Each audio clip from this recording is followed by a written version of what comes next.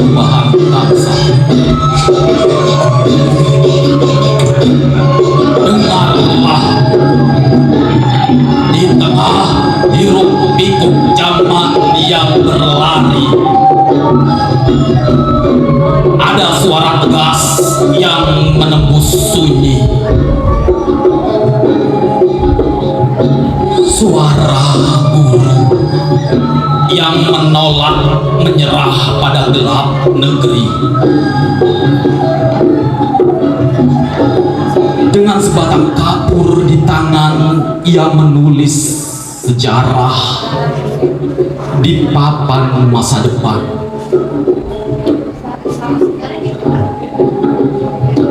Menyulut bara semangat di dada generasi, membangkitkan bangsa dari tidur panjang.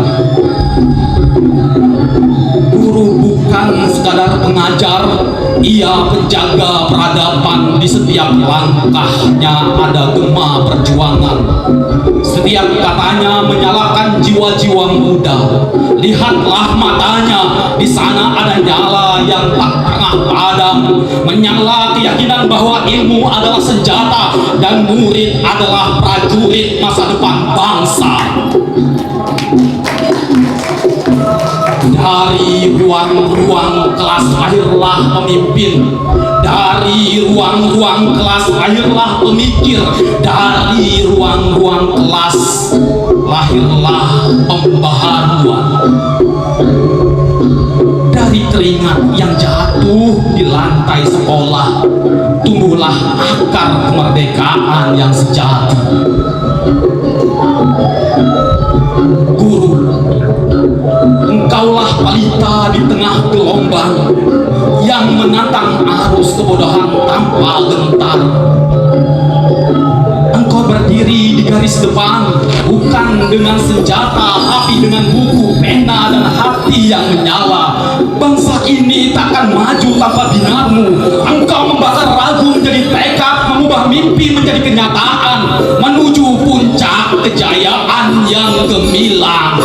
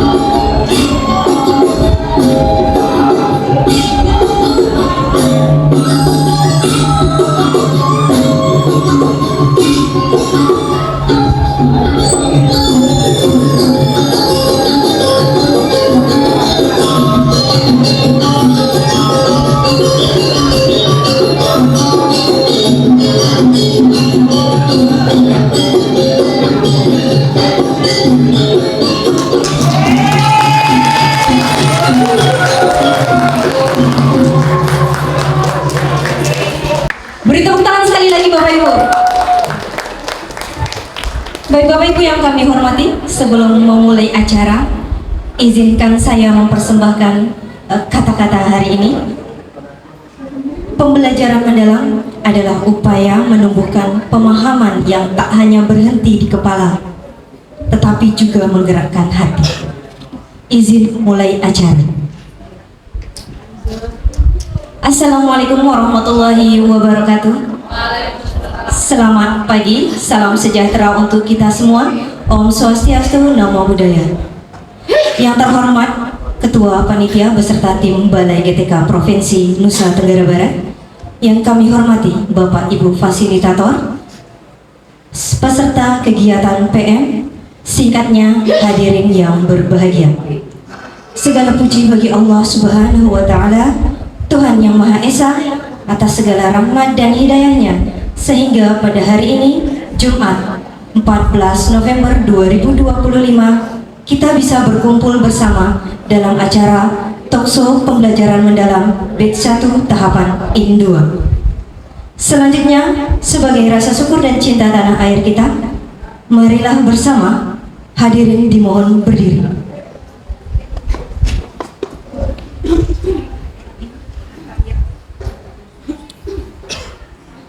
Menyanyikan lagu Indonesia Raya.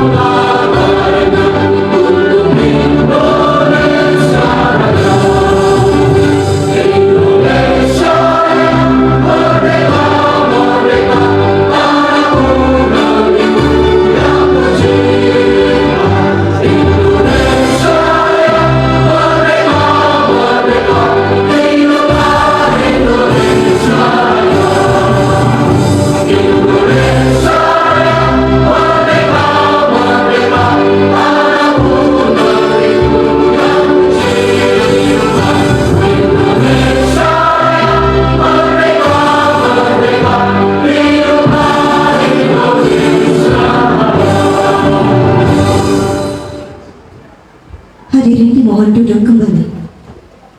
Yang kami hormati, agar seluruh agenda yang telah kita rencanakan bisa berjalan dengan baik, marilah sejenak kita menundukkan kepala seraya berdoa. Untuk itu, dalam hal pembacaan doa ini, kami mohon kesediaan Bapak Ustadz Rohman, kepadanya dipersilakan. Bismillahirrahmanirrahim. Assalamualaikum warahmatullahi wabarakatuh. Untuk lebih barokahnya acara kita pada pagi hari ini, marilah kita sama-sama berdoa dengan niat supaya apa yang kita akan lakukan pada kegiatan pagi hari ini berjalan dengan baik, lancar, tanpa adanya hambatan apapun. Doa terpimpin menggunakan agama Islam, yang lain untuk agama lain mohon untuk menyesuaikan. A'udzubillahiminasyaitonirrajim. Bismillahirrahmanirrahim. Hamdan syakirin, hamdan ma'lumin, hamdan mu'afirin, wa yukafiru wa jadidan. Ya Rabbana alhamdu kama yanbaghi li jalali wajhikal karim wa azimi sultani. Penyampaian pesan dan kesan peserta pelatihan yang dalam hal ini akan disampaikan oleh yang kami hormati Bapak Inyuman Budi Astawa, kepadanya disilakan.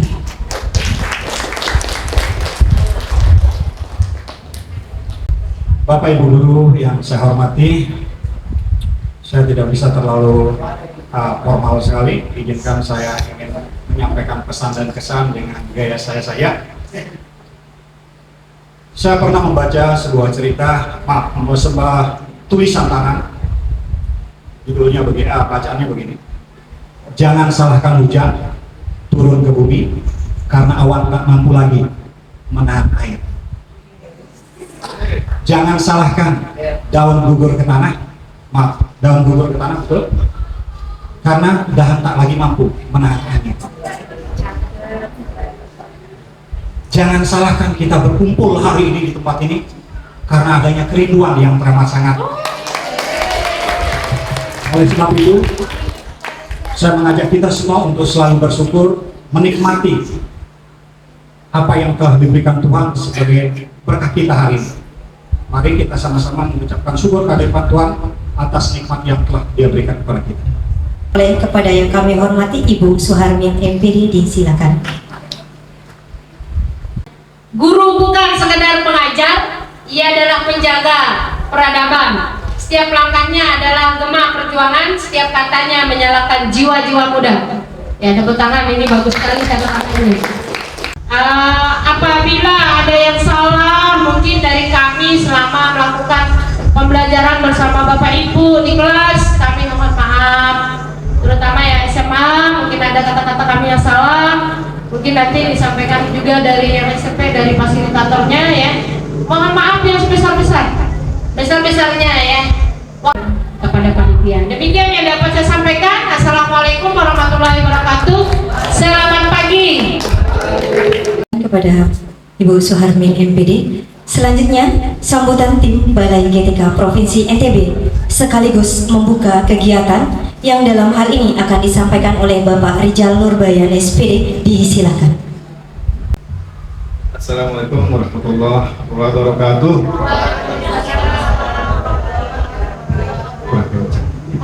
Assalamualaikum warahmatullahi wabarakatuh.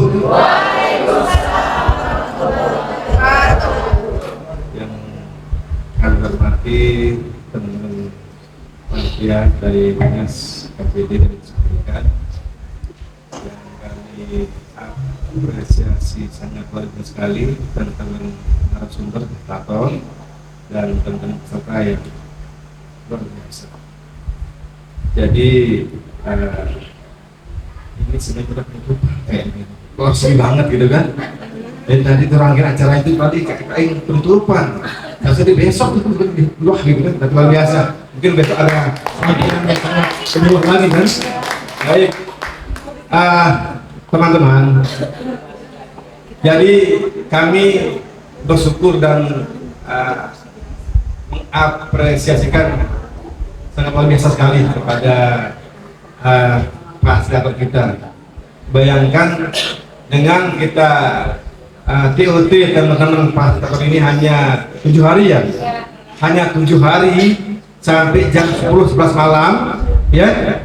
Nah ternyata mampu membuat daging semua ketika tadi. Luar biasa. 3 bulan ya Pak Ibu, 3 bulan katanya daging semua. Nah kami sangat berterima kasih Bapak Ibu fasilitator. Ternyata kita sudah sampai di tahapan ujung kegiatan PM kita ya, menjadi guru yang profesional. Demikian, Assalamualaikum warahmatullahi wabarakatuh. Kegiatan ini resmi dibuka oleh Bapak Rijal Nurbayan SPD. Maka berakhir pula rangkaian untuk pembukaan kegiatan kita pada hari ini.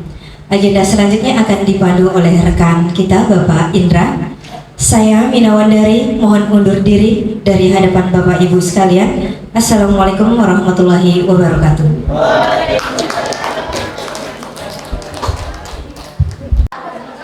Bismillahirrahmanirrahim. Assalamualaikum warahmatullahi wabarakatuh. Selamat pagi. Salam sejahtera untuk kita semua.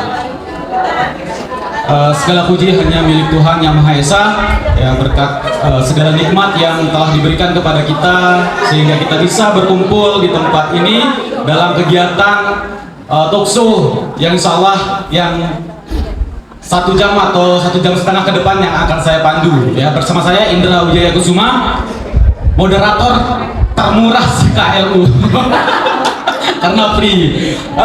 Baik, ada bahasa dari Pak Budi tadi yang saya setuju sekali bahwa PM ini walaupun sebentar tetapi isinya daging semua. Baik, langsung saja kita akan menyambut panelis kita ya. Yang pertama yang sudah muncul wajahnya yang tampan sekali di layar yaitu Bapak Maidi. Bahasa Inggris, sorry.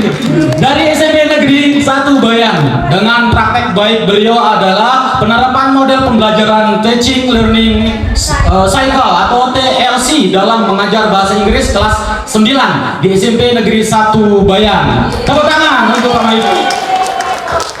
Selanjutnya Pak Dodi Aprianto SPD, sama juga guru bahasa Inggris SMP Negeri 5 Bayan, dengan judul praktek baiknya penggunaan model pembelajaran Problem Based Learning atau PBL dalam mengajar bahasa Inggris kelas 7 di SMP Negeri 5 Bayan. Dan panelis yang berikutnya dari SMP AMI. Silakan Pak Ami mengajar di SMP N Sata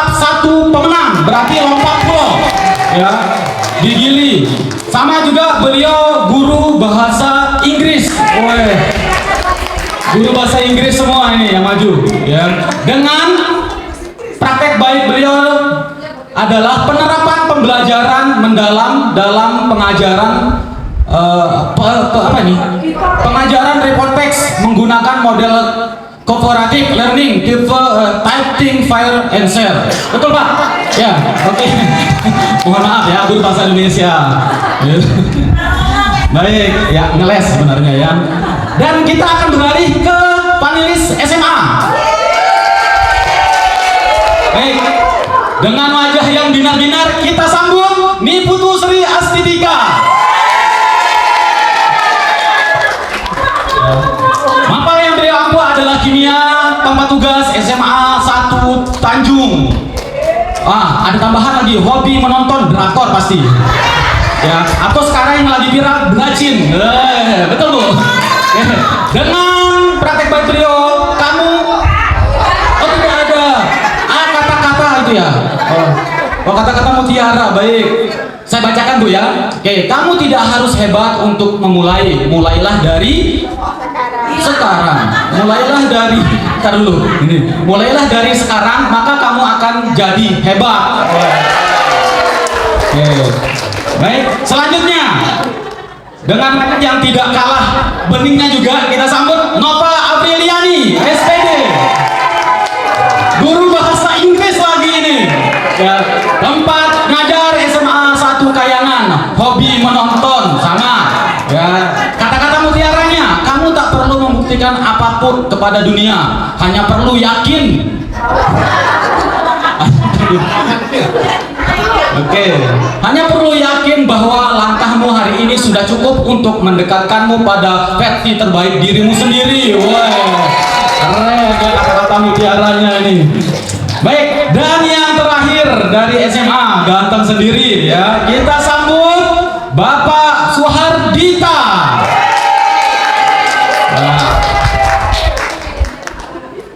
Mapelnya produktif perhotelannya. Oke, SMK 1 Tanjung, tempat beliau ngajar, hobinya traveling dan watching. Oke, kata-kata mutiaranya boleh baca sendiri Bapak. Setiap orang itu unik. Jadi perlakukanlah orang lain sebagaimana mereka ingin diperlakukan. Jadi kita harus memperlakukan dia seperti apa yang ingin kita diperlakukan. Terima kasih.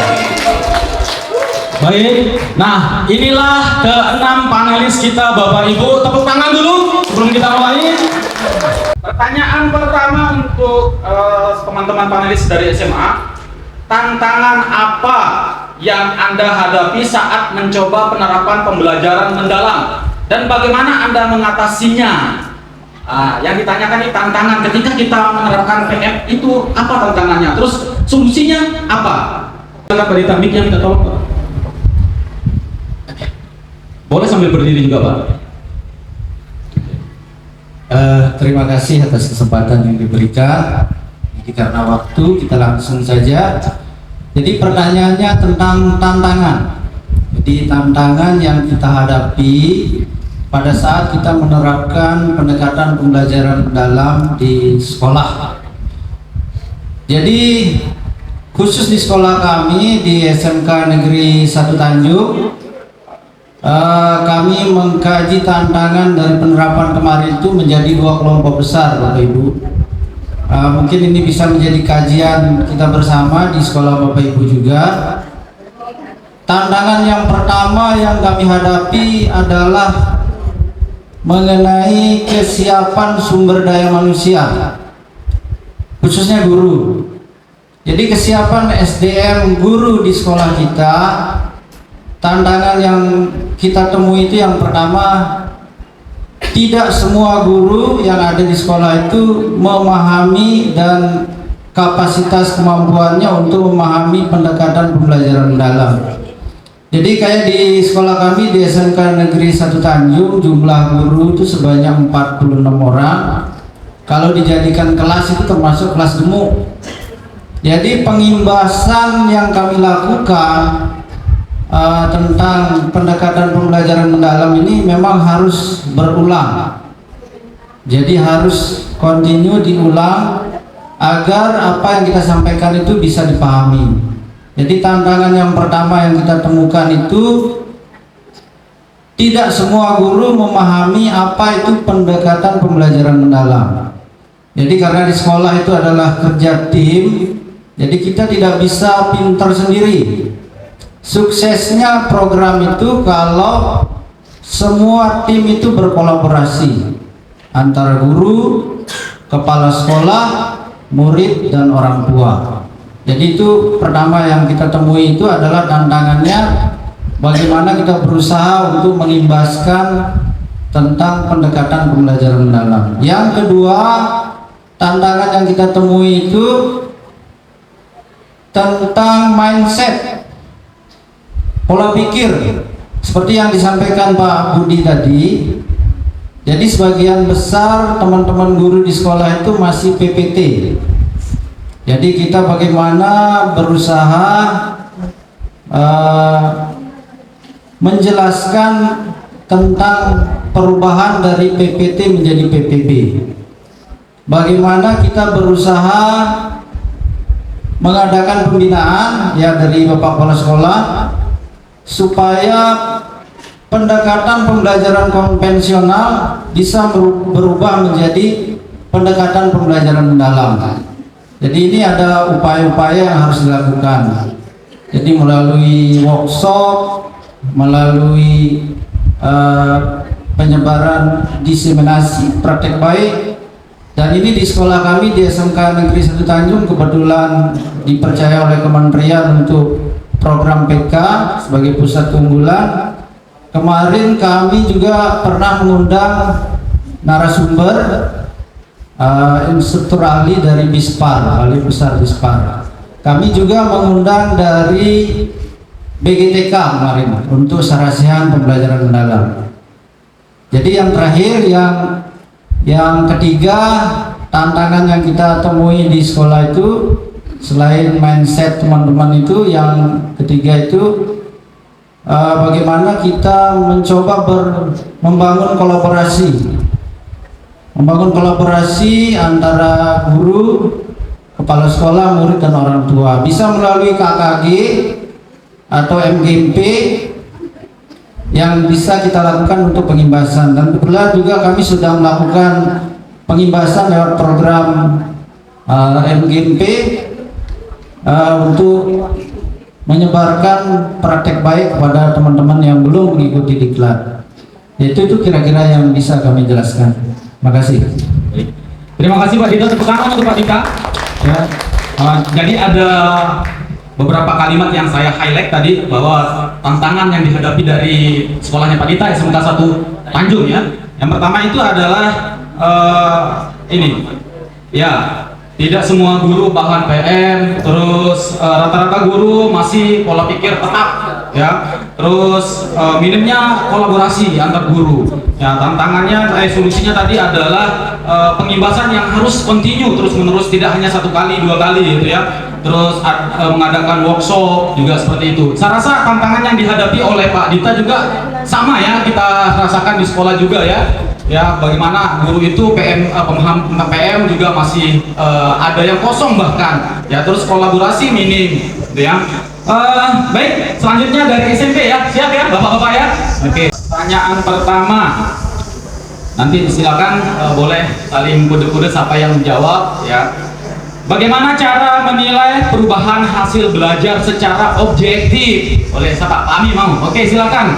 Bicara tentang hasil belajar secara objektif, cara yang paling sederhana adalah melakukan tes-tes objektif seperti tes pilihan ganda, kemudian tes uraian, close end questions seperti itu. Cuma saat kita berbicara tentang konteks pembelajaran mendalam, apakah menggunakan instrumen penilaian tes objektif itu cukup Bapak Ibu? Jadi ini tentu saja tidak. Dalam pembelajaran mendalam tidak cukup hanya kita mengetahui perubahan belajar peserta didik itu hanya dari hasil tes saja Bapak Ibu. Tapi bukan berarti hasil tes itu tidak perlu atau tidak penting, melainkan itu adalah salah satu data yang bisa menceritakan kepada kita atau menginformasikan kepada kita bahwa memang ada perubahan secara kognisi. Lalu cara tepatnya bagaimana sih? Cara yang paling bagaimana? Adalah menggunakan triangulasi assessment teknik. Jadi kita tidak hanya menggunakan penilaian yang mengarah kepada aspek kognisi saja, melainkan kita juga melakukan penilaian yang menyasar kepada aspek seperti afektif dan psikomotor. Jadi ini yang sebelum PM mungkin kita anggap remeh Bapak Ibu. Jadi kita hanya fokus kepada nilai saja, data kuantitatif saja. Padahal sebenarnya menggunakan lembar observasi afektif dan psikomotor itu akan memberikan informasi yang lebih menyeluruh. Penilaian kita akan lebih holistik. Jadi apa yang peserta didik kita tulis sebagai hasil belajar di kertas itu tidak secara keseluruhan merepresentasi proses belajar mereka. Seperti yang kita ketahui bahwa PM ini harusnya kita menekankan penilaian tersebut pada proses instead of hasil.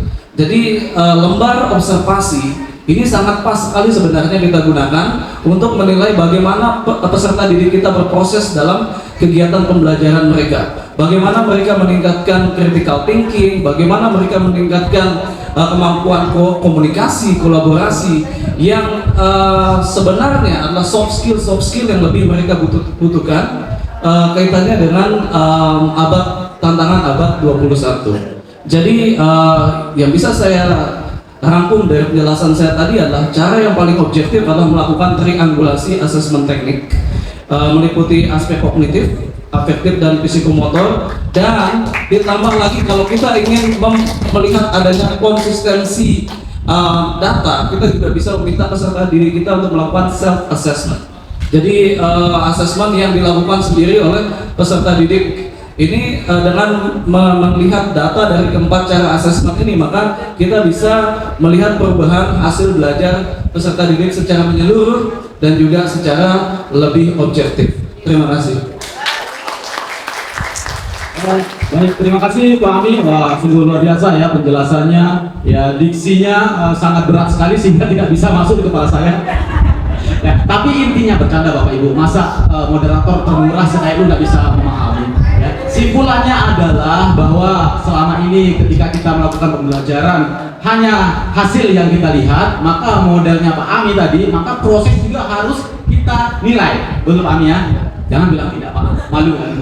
Oke, betul ya. Baik.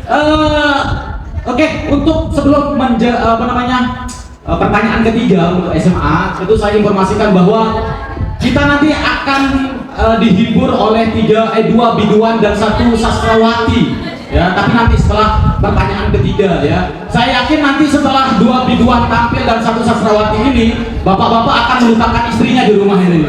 Ya, ya, siapa biduannya, siapa sastrawatinya nanti kita spill ya. Baik, pertanyaan ketiga dari SMA. Kita ambil.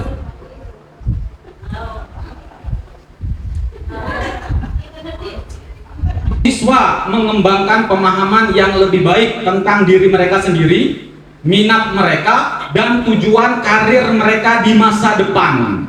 Pertanyaannya bagaimana pembelajaran mendalam itu bisa membawa anak kita, yaitu siswa, mengetahui jati dirinya sendiri, minatnya untuk tujuan karirnya di masa depan. Ya.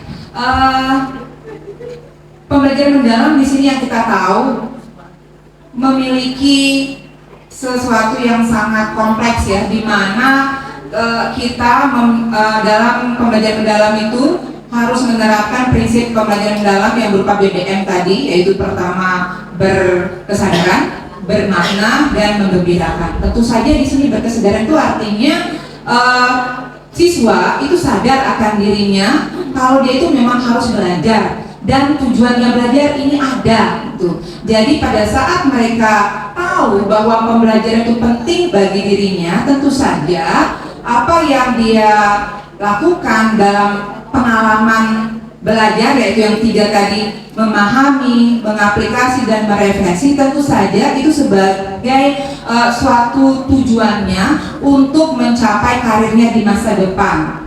dilihat dari prosesnya dulu, di mana dia harus memahami. Tentu saja dalam memahami materi harus ada regulasi diri, yaitu dari dia harus bisa bangun pagi, tidak telat ke sekolah, kemudian dia harus membaca dan menonton video mungkin yang diberikan oleh bapak ibu gurunya sebagai materi yang diberikan langsung, ya, walaupun tidak di sekolah tetapi di rumah mungkin diberikan oleh bapak ibu guru. Dia harus bisa membagi waktunya, tidak hanya nonton atau mabar di sini dan sebagainya. Jadi regulasi itu ada pada mereka, sehingga itu kan menumbuhkan tanggung jawab yang besar kepada mereka, sehingga nantinya pada saat dia mengaplikasikan, tahap aplikasikan itu kan mereka tahu. Jadi oh, ini ternyata minat saya di sini. Pada saat setelah tahu konsep secara konseptual, kemudian mereka mengaplikasikan ke dalam kehidupan nyata, otomatis kan dia tahu minat dan bakat di situ. Berarti nanti pada saat mereka untuk merefleksikan ke depannya, oh saya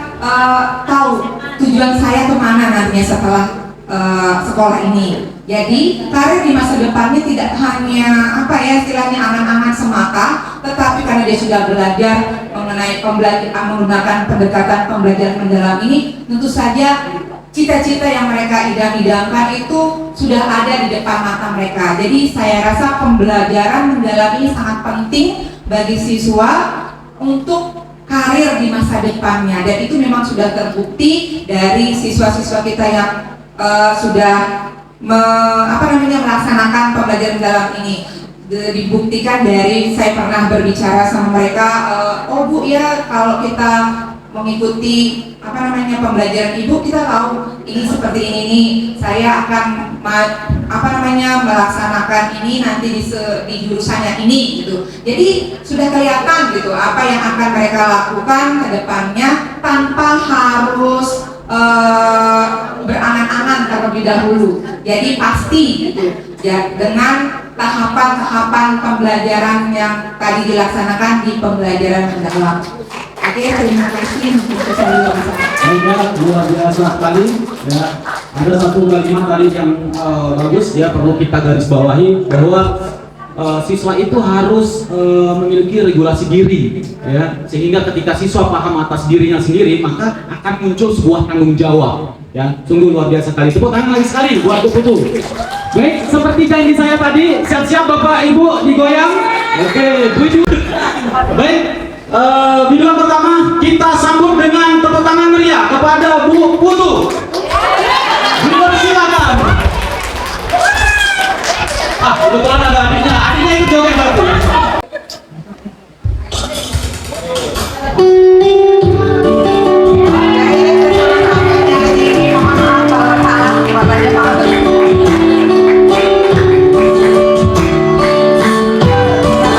Saya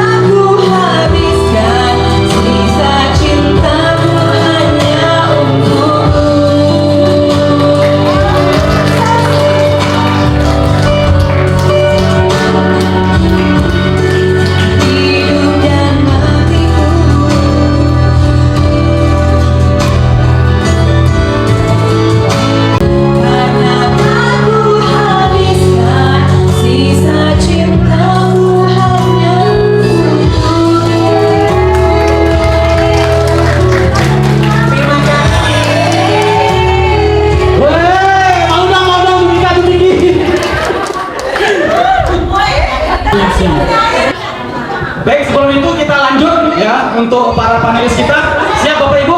Kita lanjut ya. Baik, tadi SMA terakhir, sekarang SMP. Kita minta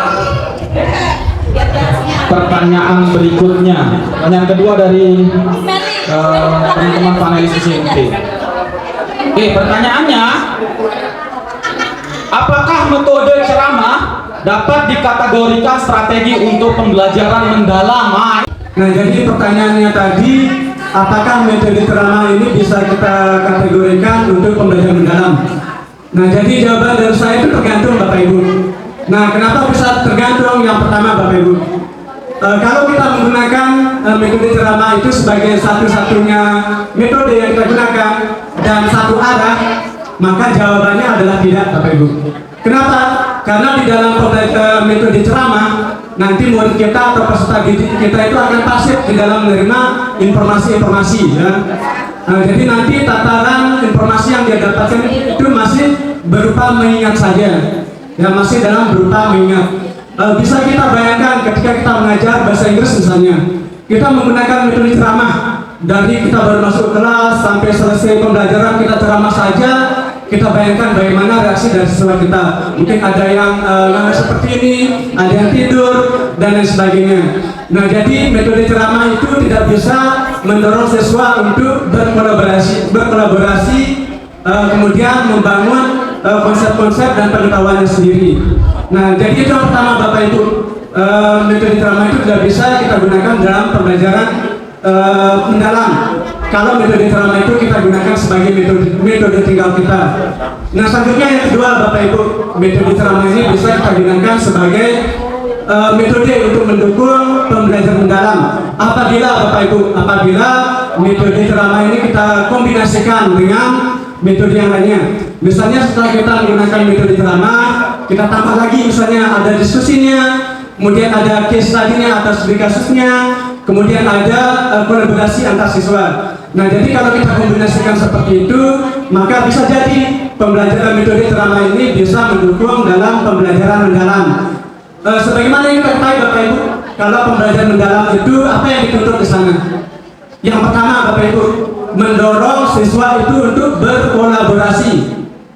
Kalau kita hanya ceramah saja dari awal sampai akhir dan kita tidak mendorong siswa kita untuk berkolaborasi, tentunya tidak bisa.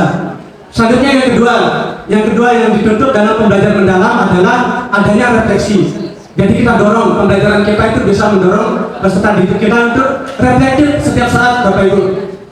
Dan selanjutnya pembelajaran mendalam apalagi yang didorong?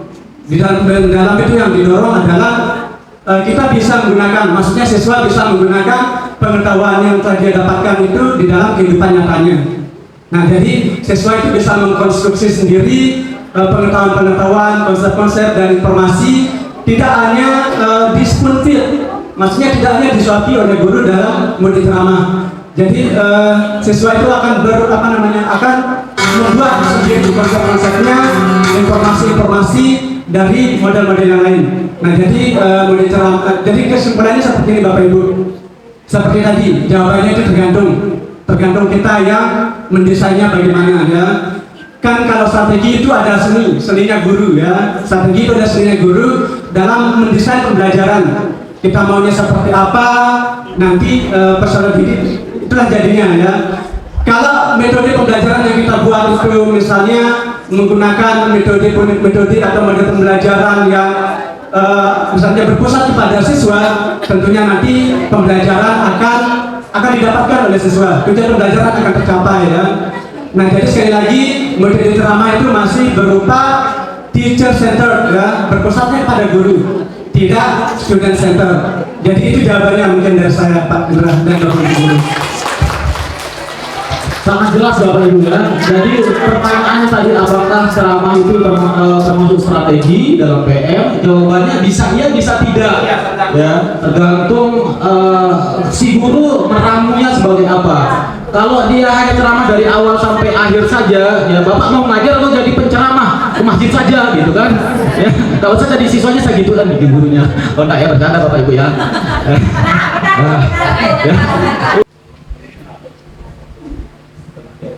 Pertanyaan untuk teman-teman SMA. Bagaimana cara paling sederhana melaksanakan pembelajaran mendalam atau deep learning? Silakan Bu. Baik, terima kasih. Bagaimana cara sederhana melaksanakan pembelajaran mendalam? Menurut saya, cara sederhananya itu pertama, kita harus hadir dulu di kelas itu sebagai guru yang hadir seutuhnya. Mungkin kita lagi ada masalah gitu pada saat kita sampai di kelas, kita cemberut, kemudian kita keluar, terus keluar masuk, jadi kayak apa ya, tidak hadir sepenuhnya di kelas itu. Kemudian mungkin ada yang main HP pada saat mengajar, itu kan bukan hadir sepenuhnya untuk siswa. Nah, yang kedua barulah kita melaksanakan prinsip pembelajaran mendalam, yaitu BBM tadi, dengan cara berkesadaran, bermakna, dan menggembirakan. Jadi kita buat kelas kita itu pembelajarannya menyenangkan. Kemudian kita juga membuat atau mendesain kelas itu agar anak-anak itu sadar bahwa kita hari ini belajar ini, nak. Jadi tujuannya ada, sehingga dia sadar, oh saya penting belajar ini. Tuh. Terus bermaknanya di mana? Kita juga membuat desain kegiatan pembelajarannya banyak tahapan mengaplikasikannya. Artinya memang materi yang kita berikan itu memang ada manfaatnya dan bisa dikaitkan atau relevansi lah dengan konteks nyata kehidupan siswa sehari-hari. Nah, jadi setelah itu kita melakukan lagi langkah-langkah pembelajaran yang 3 pengalaman belajar tadi, yaitu tahap memahami, mengaplikasi, dan merefleksi. Itu saja cara sederhananya. Jadi yang pertama adalah kita menjadi guru yang hadir seutuhnya di kelas, karena kehadiran guru itu sangat didambakan oleh siswa kita. Terima kasih. Baik, terima kasih Bu Putu. Ya, jadi jawaban yang sangat luar biasa. Ya, sebagai penyadar kita sebagai pendidik juga Bapak Ibu, ya memang sebelum kita mengajar itu kita harus bismillah dulunya kuat Bapak Ibu. Ya, kalau dalam Islam itu bismillahnya harus kuat, harus kita seutuhnya hadir. Ya, sertifikasi di pertanyaan selanjutnya untuk panelis SMP, apa tantangan utama dalam mengimplementasikan inovasi pembelajaran mendalam dan bagaimana cara mengatasinya, tantangan dan solusinya ketika Bapak menerapkan PM? Silakan. Baik, tantangan dalam mengimplementasikan inovasi pembelajaran, mungkin pertama kita harus tahu dulu mana inovasi, mana kreativitas. Kalau kita berbicara kreativitas, orang-orang Indonesia itu paling kreatif.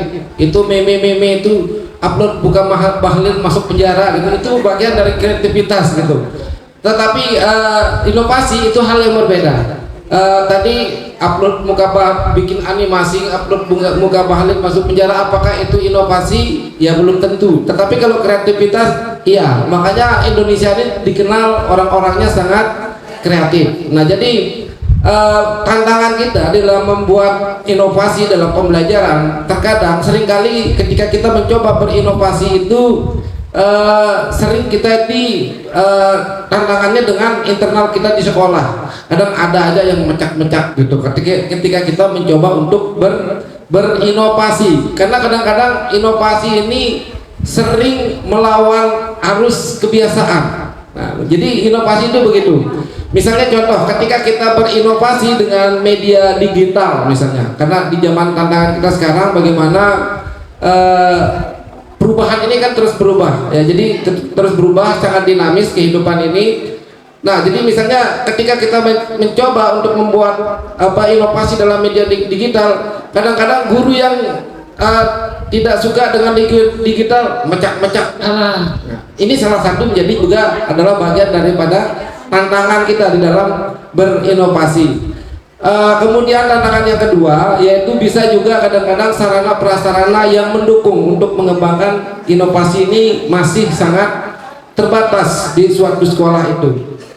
Misalnya kalau di sekolah saya ketika mencoba mengembangkan inovasi dalam hal digital, itu LCD-nya cuma 1 gitu, 2 itu banyak yang rusak, udah rebutan sama guru-guru yang lain. Maka ini akan menjadi tantangan, sehingga ketika menghadapi permasalahan seperti itu, makanya saya buat contoh seperti ini. Ini adalah salah satu cara saya untuk berinovasi tadi. Ketika ada plan A, ada plan B. Ketika ini nggak ada, bukan berarti pembelajaran harus kemudian nggak ada, tetapi kita desain dia dengan seperti ini. Ini adalah salah satu solusinya. Kemudian literasi, jadi literasi ini juga literasi digital kita, literasi inovasi terbarukan. Ini mungkin perlu juga menjadi perlu kita tingkatkan di dalam mengembangkan sebuah inovasi itu. Nah, jadi lagi sekali inovasi ini adalah bagaimana membuat sesuatu yang tadinya rumit menjadi mudah. Itu disebut inovasi. Bukan bagaimana membuat sesuatu yang tidak efektif menjadi lebih efektif. Itu yang disebut dengan inovasi kalau menurut saya. Dan tantangannya lagi sekali, ya salah satunya adalah kadang-kadang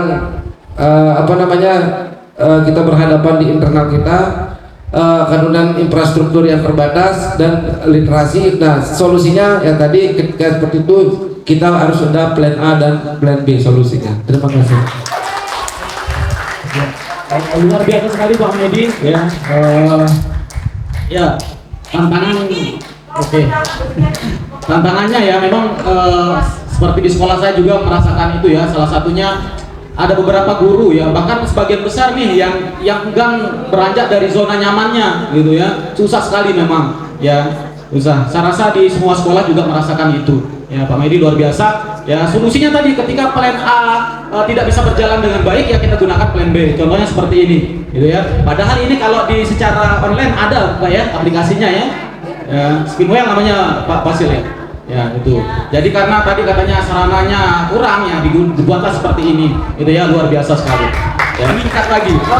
Baik, kita sambut saja kepada Bu Sri. Ya, menampilkan puisinya dengan judul saya tidak tahu. Judulnya Bintang. Oke. Puisi ini saya persembahkan kepada Bapak Guru saya ketika SMP yang kebetulan ada di sini, Bapak Guru Budi. Beliau guru ekonomi saya di SMP Negeri 3 Tanjung. Kemudian untuk Bu Putu, guru saya ketika di SMA Negeri 1 Tanjung. Dan untuk Bapak Ibu guru hebat yang ada di ruangan ini, bahwa jangan lupa kita adalah pendidik-pendidik yang hebat.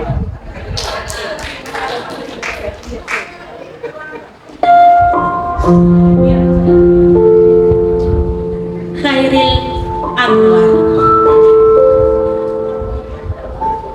dalam karyanya Puisi Bintang.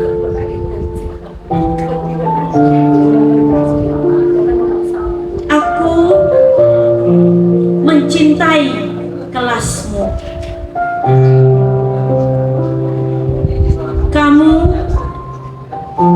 membantuku untuk melihat bahwa untuk hidup bahagia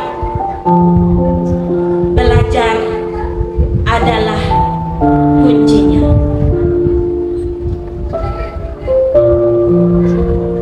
Kamu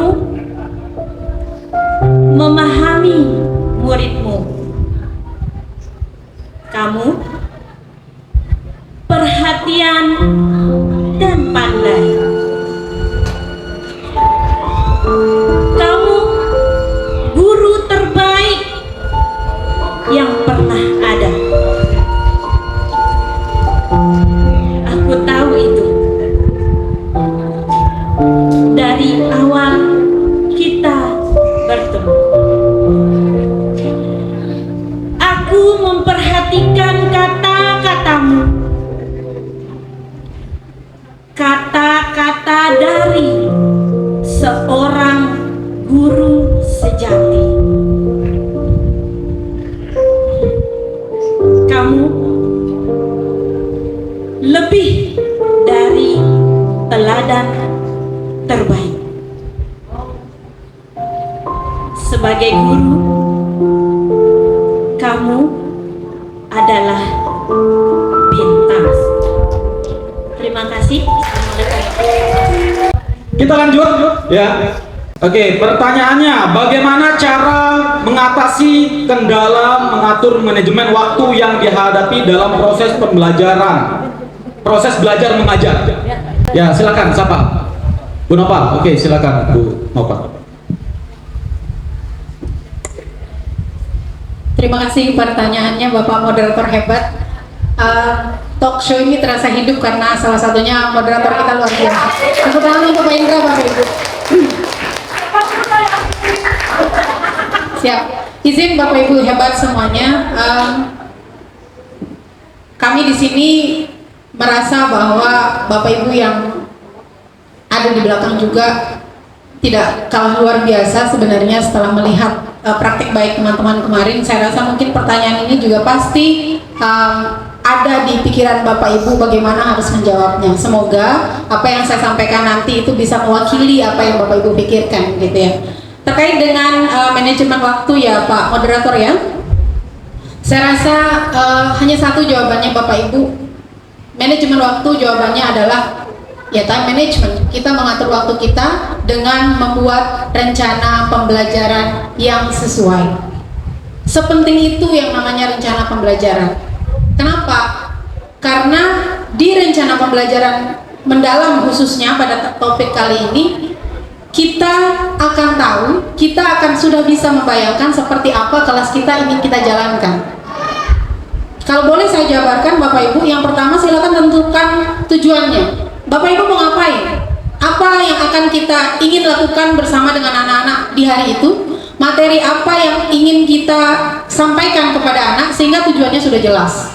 Kemudian alokasi waktu, dan itu sudah pasti ada di rencana pembelajaran kita. Alokasi waktu Bapak Ibu silakan ditentukan mau pendahuluannya berapa lama, kemudian kegiatan dari misalnya strategi yang sudah kita pilih itu kita butuh berapa lama. Dan jangan lupa juga menyisipkan refleksi. Kemudian di samping itu adalah Bapak Ibu menyiapkan media belajar itu sebelum masuk kelas. Maaf, izin Bapak Ibu, kadang-kadang saya mungkin ya, atau mungkin juga kita sebelum mengikuti ke pelatihan ini adalah kalaupun kita butuh media, kita ngeprintnya pas mau masuk kelas. Udah bel, tadi anaknya Bu Guru ngeprint dulu, bayangkan berapa menit itu yang terbuang. Itu ya Bapak Ibu ya, jadi time management. Waktu kita misalnya kalau di pelajaran ada yang cuma 2 JP, ada yang mungkin 3 JP gitu. Jadi silahkan dimanfaatkan sebaik mungkin. Time management Bapak Ibu, tadi tujuan pembelajaran, kemudian juga selanjutnya adalah menentukan strategi yang sesuai Bapak Ibu. Kita tahu materi yang akan kita bahas, seberapa deep materi itu, seberapa berat materi itu, kita akan bisa mencapai tujuan dengan strategi apa, dengan model pembelajaran yang bagaimana, dengan metode yang seperti apa. Maka itu kalau sudah Bapak Ibu tentukan dari awal, insya Allah jalannya akan lebih smooth. Karena kita sudah, oh saya tahu nih saya masuk kelas A, B, C, D yang akan saya lakukan. Jadi bukan di kelas kita meraba-raba Bapak Ibu, tapi kita sudah siap sebelum kita masuk ke dalam kelas. Kemudian Bapak Ibu berikutnya adalah lakukan refleksi. Di akhir pembelajaran, lakukan refleksi juga self reflection atau istilahnya itu kita melakukan penilaian diri sendiri. Setelah kita belajar, kita masuk kelas, direview Bapak Ibu. Silakan direview. Oh tadi saya terlalu lama di apa? Ternyata kalau saya pakai metode ini rasanya kurang efektif untuk materi yang sedang saya bawakan. Misalnya harusnya saya pakai metode yang lain saja. Artinya apa Bapak Ibu? Yang namanya rencana itu akan sangat mungkin tidak berjalan sesuai dengan yang kita inginkan. Ada banyak kendala, ada banyak situasi yang out of our control lah gitu, di luar kontrol kita. Kita targetnya anak-anak bisa membuat kalimat, bisa pada pelajaran saya mengembangkan ide anak-anak, Bu Guru kasih waktu 5 menit, ternyata 5 menit nggak bisa. Berarti kan otomatis semua plan kita bergeser. Di situ ya butuh keterampilan kita untuk penyesuaian. Makanya di akhir kita perlu melakukan reflection Bapak Ibu. Jadi kesimpulan dari penjelasan saya itu adalah pentingnya kita menentukan strategi pembelajaran kita dengan membuat rencana pembelajaran sejak awal, sehingga kita masuk kelas kita sudah tahu kita mau apa dan kita akan melakukannya dengan cara bagaimana. Itu mungkin Bapak Moderator, terima kasih banyak. Baik, luar biasa ya.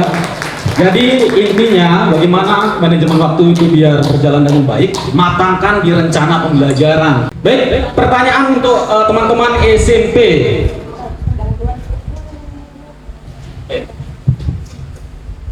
Bagaimana hubungan antara motivasi dan hasil belajar siswa? Silakan, Pak Ami. Oke. Baik, hubungannya ya, sebenarnya hubungannya masih harmonis saja, Pak. Hubungannya masih baik-baik saja. Oke, jadi saya jawab pertanyaan ini berdasarkan praktek baik yang sudah saya jalankan. Jadi anak yang termotivasi itu otomatis hasil belajarnya juga akan baik. Sebelum saya menerapkan PM dalam pembelajaran saya, anak-anak itu saya mengajarnya menggunakan cara yang konvensional, terutama dalam pembelajaran reading misalnya, dan terlihat sekali mereka tidak termotivasi.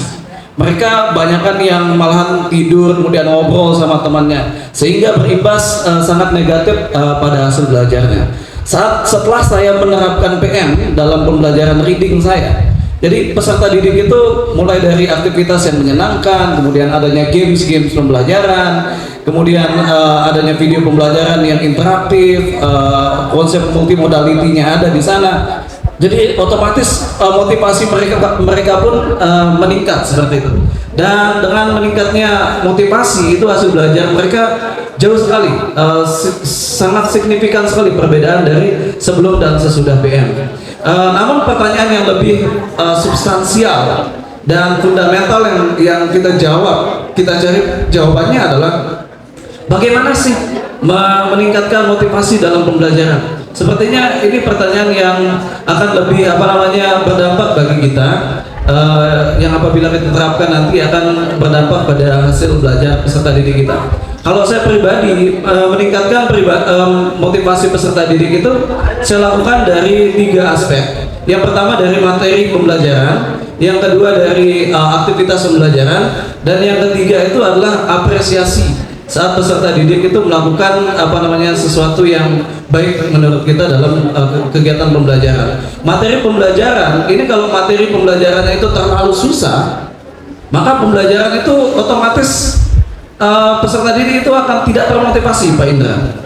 Sehingga saya selalu berkiblat dalam memilih materi pembelajaran itu selalu menggunakan teorinya Stephen Krashen, yaitu comprehensible input. Jadi materi yang kita berikan itu minimal I+1, jadi 1 level di atas pemahaman peserta didik kita. Kalau materinya terlalu tinggi, maka kemudian mereka akan terdimotivasi. Dimotivasi artinya tidak termotivasi untuk belajar, malahan pembelajaran itu akan menjadi menakutkan seperti itu. Dan juga materi pembelajaran harus kontekstual. Jadi materi yang kita berikan itu harus memiliki aplikasi nyata dalam kehidupan peserta didik kita. Kemudian materinya harus menyenangkan juga. Kalau bisa kita sertakan aktivitas-aktivitas yang melibatkan peserta didik dalam pembelajaran secara aktif. Dan strategi pembelajaran yang saya maksud adalah semakin bervariasi strategi pembelajaran yang kita terapkan, maka motivasi belajar peserta didik juga akan meningkat seperti itu.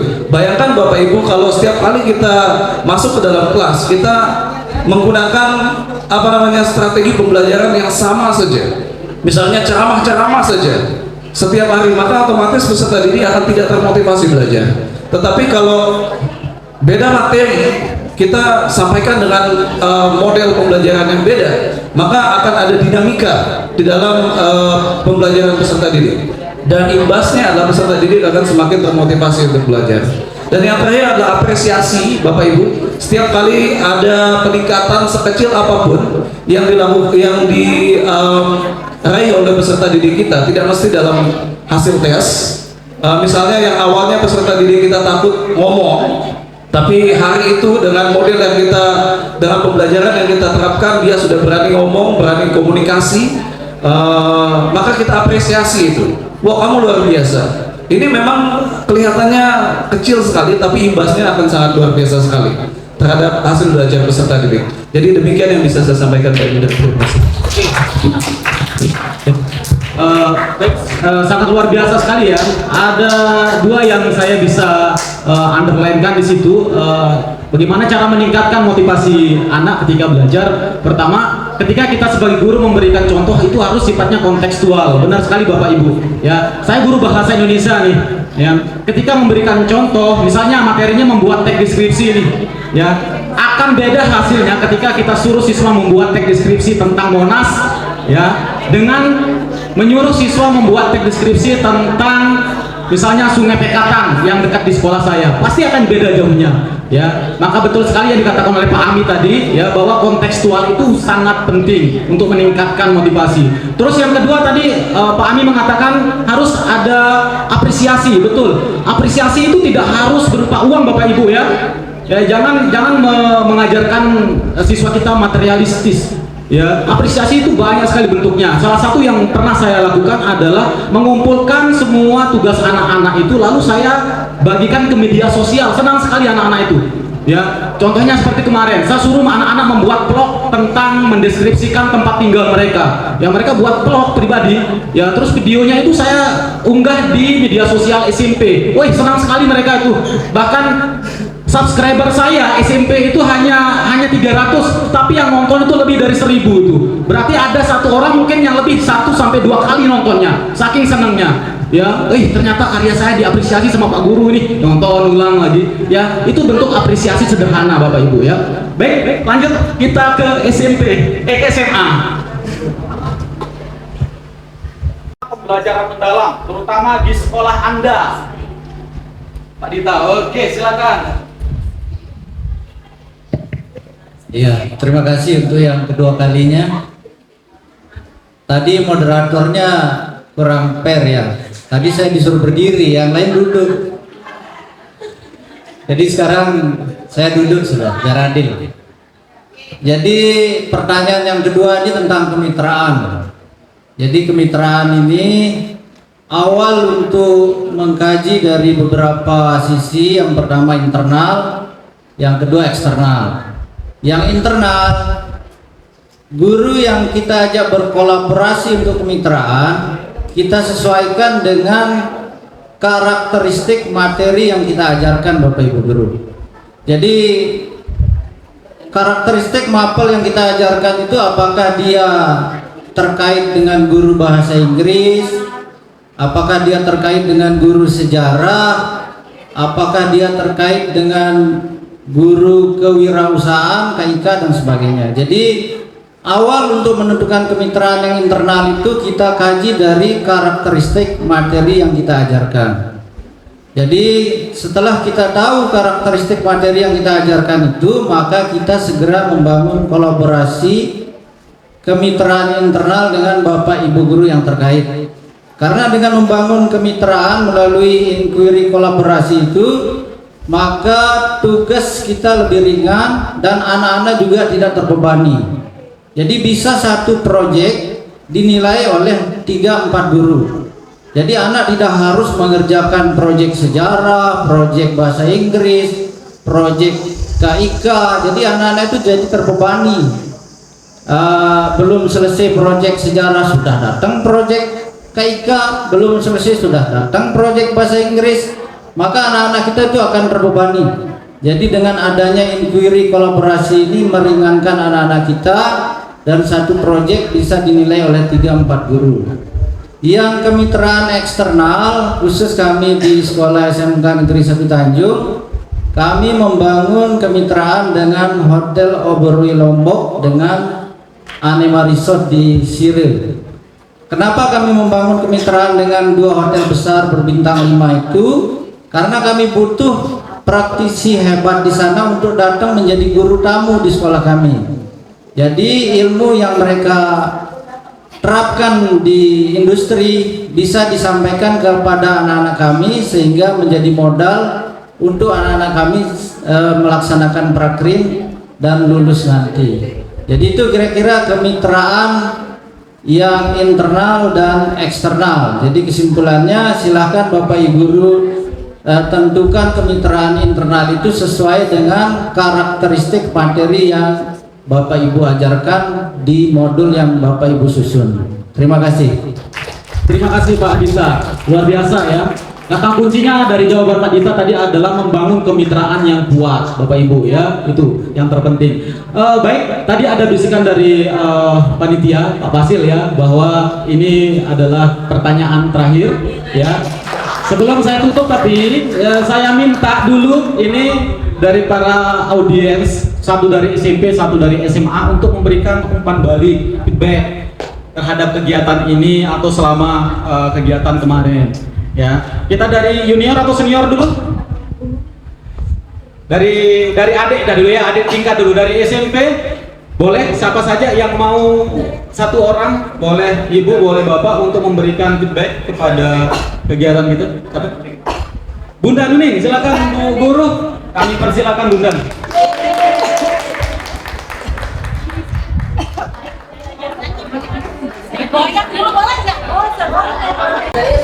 Alhamdulillahirrahmanirrahim. Terima kasih untuk kesempatannya hari ini, Bapak Guru hebat, Bapak Ibu Guru hebat.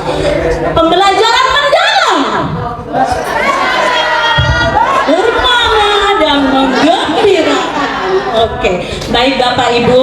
Jadi Bapak Ibu yang hadir di sini seperti katanya Pak Budi tadi itu, kalau materinya itu semua daging doang gitu. Yang hadir ini jagal-jagalnya.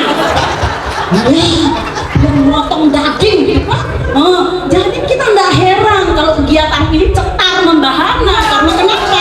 Karena yang datang ini orang-orang pilihan, guru-guru hebat yang pola pikirnya selalu bertumbuh dan berkembang, bukan orang-orang yang pesimis, bukan orang-orang yang apatis, bukan orang-orang yang letoy. Bye ya. Ini biasanya kalau yang begitu kan baru anak muridnya gini, bagaimana nih murid kita nih? Bukan ya, ini guru-guru jagal, guru-guru hebat yang bisa mengeksekusi segala macam permasalahan dalam dunia pembelajaran. Oke, kita kembali ke kegiatan PM kita. Sudah berapa hari Ibu Bapak kita jalani ini? Ada 13, enggak dari awal gitu loh. 13 hari atau 14 hari? Ya 13 hari. Luar biasa ya kita ini sebenarnya. Di sini ada yang bau-bau tanah saya, betul. Yang sudah lagi sebentar mau pensiun, tapi begitu berada di tengah Bapak Ibu guru hebat, rasanya saya punya nafsu untuk ngapa-ngapain, menggelora gitu. Iya, nafsu saya itu nafsu mengajar, nafsu berkreativitas, nafsu untuk membuat segala sesuatu. Karena nafsu itu artinya apa? Ada yang lawamah, ada yang mutmainnah kan? Karena saya guru agama, makanya saya ngomong begitu. Ya, jadi kalau saya lihat di sini kegiatan ini menjadi satu ajang apa? Ajang yang luar biasa untuk mengupgrade diri. Maaf ya saya ngebelakang nih, mundur dulu sedikit ya. Jadi untuk mengupgrade diri supaya apa? Supaya kita guru-guru ini tidak selalu nyaman di zona yang nggak berat deh. Jadi guru tuh asik duduk aja, nerangkan aja, kasih tugas aja. Itu namanya zona nyaman. Jadi sekarang mari kita keluar dari zona nyaman itu. Kita eksplor kemampuan kita masing-masing. Saya yakin Bapak Ibu adalah orang-orang hebat ya. Dengan kegiatan ini pulang dari sini, jangan nanti apapun kurikulumnya tetap metodenya ceramah. Seperti sponsor apapun makanannya tetap minumnya teh botol susu. Jangan seperti itu Bu, Pak ya. Jadi begitu Bapak Ibu pulang dari pelatihan ini sudah selesai, Bapak Ibu sudah membawa begitu banyak daging. Mari daging itu Bapak Ibu olah di kelas. Bisa menjadi rendang, bisa menjadi dendeng, bisa menjadi pokoknya apapun kek. Nah, yang bisa membuat anak-anak Bapak Ibu di kelas menjadi siswa-siswi yang semangat untuk belajar. Dan Bapak Ibu bisa apa? Bisa ya membina generasi-generasi emasnya KLU. Ya, calon-calon pemimpin masa depannya KLU. Terkadang kalau saya ngajar di kelas tuh saya bilang, saya tanya sama anak-anak, sayang, kalau kamu lihat motor bergerincu itu ada enggak ya parkir di Teluk Kombal? Bu, apa maksudnya mobil bergincu? Mobil-mobil plat merah itu ada di Teluk Kombal terparkir? Nggak ada sih Bu. what's wrong? Saya bukan bahasa Inggris, gaya sedikit. Terus kenapa itu sayang? Apa masalahnya tidak ada mobil bergincu berbaris di Teluk Kombal? Because karena tidak ada pejabat di Teluk Kombal, itu masalahnya. Kenapa pejabat tidak ada di Teluk Kombal? Karena sumber daya orang Teluk Kombal itu masih minim sayang. Kita ini kan malu, kita selalu dipimpin oleh orang Teben, berbaris tiap sore itu mobil bergincu itu ke Teben. Karena kenapa? Pejabatnya ada di Teben. Kapan gitu loh kita menjadi pemimpin, menjadi raja di negeri sendiri? Masa kita dipimpin sama pendatang? Gitu. Ada lagi menurut Bu, cukup aja dah saya sekolah sampai SMP. Sekolah sampai SMP. Iya, soalnya saya keturunan itu semua dagang soto, Bu. Saya mau dagang soto cukup deh sampai SMP saya sekolah. Oh jangan saya aku sampai sekolah sampai SMP. Nanti kalau kamu hanya tamat SMP, orang belanja pakai uang 1.000, lalu dia minta susu lagi 100.000 kamu susu karena mati-mati kamu hanya sampai tambah-tambahan doang, belum sampai kurang-kurang ini. Jadi kamu bisa ditipu dengan ilmu yang sedikit. Sekolah saya tiba-tiba dia datang, Bu, ke rumah saya bawain saya kacang 1 kresek. Apa dia bilang? Bu, saya lulus SMA. Sekarang bisnis soto saya maju, Bu. Oh, terima kasih. Terus ngapain? Bawain saya soto.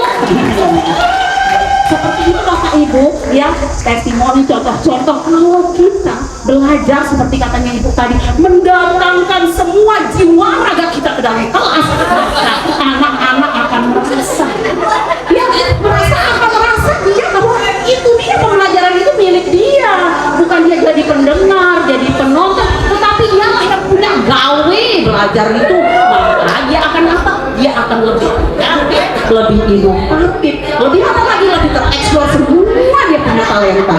Jangan selalu menganggap anak kita itu nggak bisa apa-apa.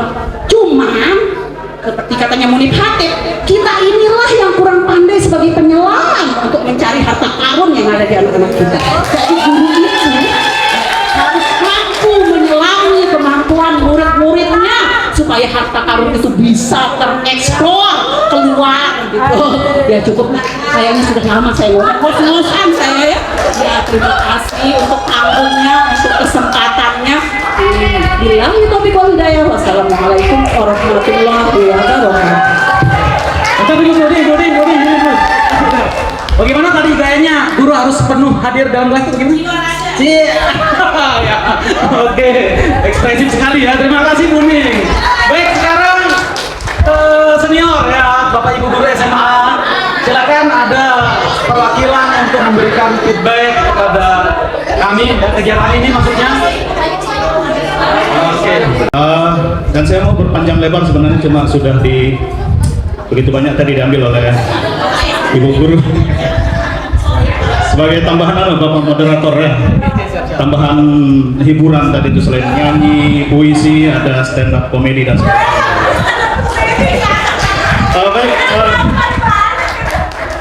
jadi untuk balik yang untuk kegiatan kita khususnya di hari ini, karena saya tidak mengikuti dari awal, cuma dari sebentar saya ikuti itu sudah menggambarkan betapa bagusnya kegiatan ini dan semua peserta memang adalah orang-orang yang bersemangat dan ikut larut mendalam ke pelatihan pembelajaran mendalam kita ini, terutama dengan teman-teman kita di sini sebagai panelis. Ada Bu Nova, Bu Putu, nih Pak Maidi, saya kenal nih Pak siapa?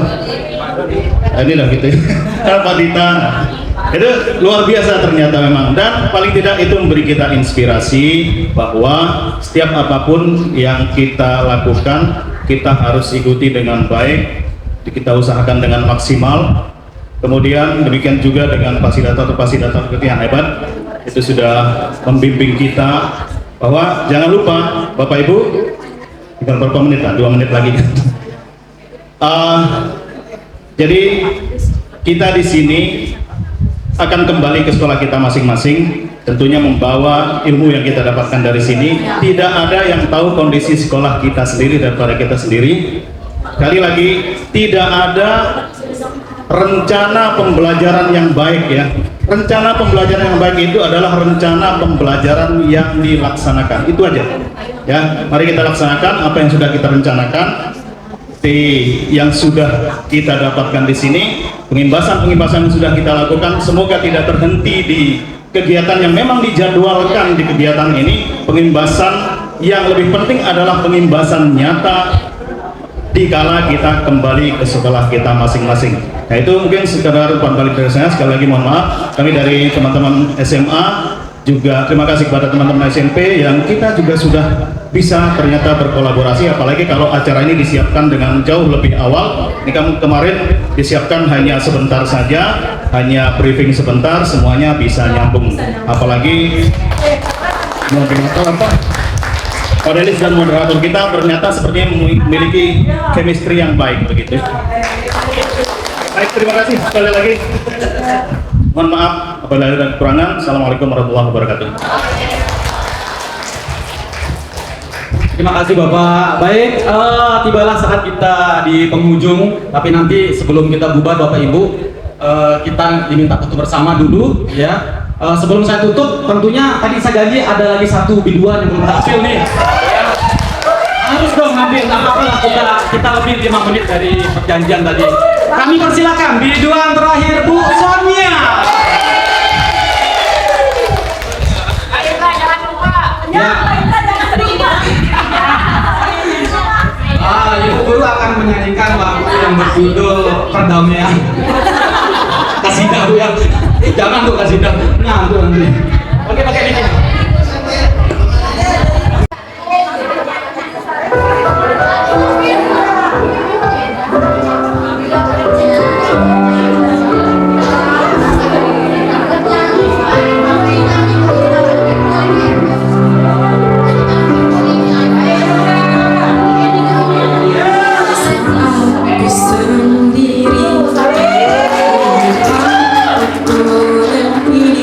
Bersamamu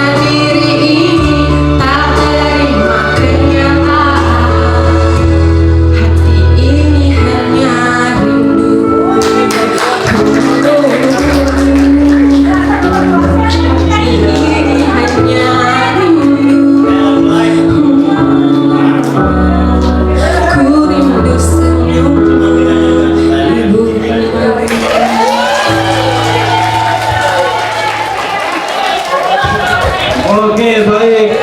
Kayaknya kita ini konser tapi cosplay talk show ya. Harusnya konser nih, luar biasa. Baik, sebelum saya penutupan, Bapak Ibu, izinkan saya di penghujung acara ini membaca sebuah kutipan dari tiga tokoh besar agama, ya, agama Islam, Hindu, dan Buddha. Mohon maaf jika ada salah penyebutan nama nanti ya, Bapak Ibu yang agama Hindu dan Buddha. Pertama dari Ali bin Abi Thalib radhiyallahu anhu, beliau pernah berkata, didiklah anak-anakmu sesuai dengan zamannya, karena mereka hidup bukan di zamanmu. Dari tokoh agama Hindu, Sarvepalli, guru sejati adalah ia yang membantu kita untuk berpikir untuk diri kita sendiri. Dari tokoh agama Buddha, Thich Nhat Hanh, beliau pernah berkata, kualitas pengajaran kita bergantung pada kualitas keberadaan kita. Seorang guru harus mampu mendengarkan secara mendalam terhadap kebutuhan dan kesulitan muridnya. Sekian dari saya, Indra Wijaya Kusuma. Assalamualaikum warahmatullahi wabarakatuh. Selamat bertemu di kesempatan berikutnya.